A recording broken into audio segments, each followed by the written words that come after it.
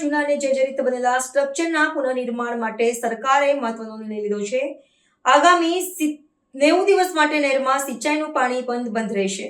કાકરાપાર નહેર 90 દિવસ માટે રહેશે બંધ. 250 કરોડના ખર્ચે નવું સ્ટ્રક્ચર બનશે. સરકારના આ પગલાંને 50 પિયત મંડળી અને 94 ગામડાઓએ ખુલ્લેઆમ સમર્થન આપ્યું છે. ખેડૂતો અને આગેવાનોએ પણ કહ્યું કે હાલના સ્ટ્રક્ચરના તૂટી પડવાના જોખમને લીધે લોકો અને પાક બંનેને નુકસાન થઈ શકે છે. કામ દરમિયાન કેનાલ, સાયફન, એડવોકેક અને કેનાલનું નવું સ્ટ્રક્ચર તૈયાર કરવામાં આવશે. આખી કામગીરી પર અંદાજિત ₹250 કરોડનો ખર્ચ થશે.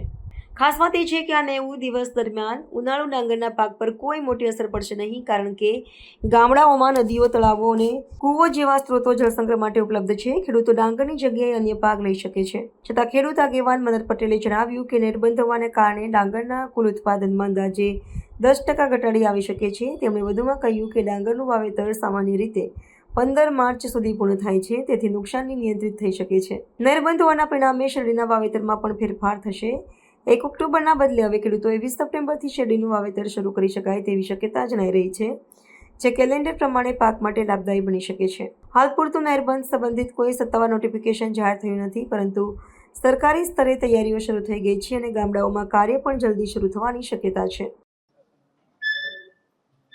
હાલમાં કાંકરાપાર જમણા કાંઠા નહેર સંબંધી 90 દિવસ બંધ કરવા માટે કેટલાક ખેડૂત સમાજના આગેવાનો દ્વારા ખેડૂતોને ભરમાવી રહ્યા છે.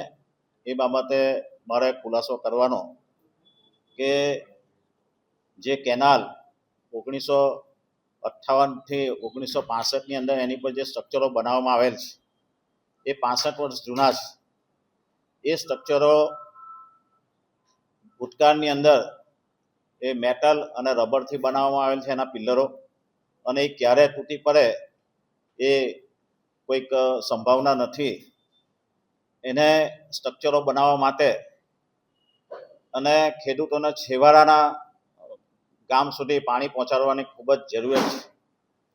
આવા સંજોગોમાં આ સ્ટ્રક્ચર જે 0 થી 53 કિલોમીટરમાં આવેલ છે તે બોક્સ ટાઈપના 8 સ્ટ્રક્ચરો છે.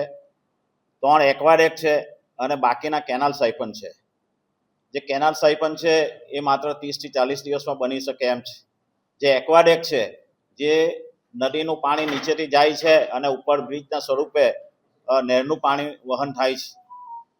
આ કેનાલ પર જે બનાવેલા સ્ટ્રક્ચરો જો તૂટી પડે તો એના માટે સરકારે અને ખેડૂતોએ ખૂબ જ ચિંતાનો વિષય છે.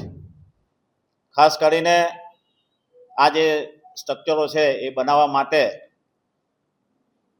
ખેડૂતોની પણ માંગ છે અને હાલમાં ખેડૂત સમાજે ઘણી જગ્યાએ ખોટા નિવેદનો કરી ખેડૂતોને ભરમાવી રહ્યા છે.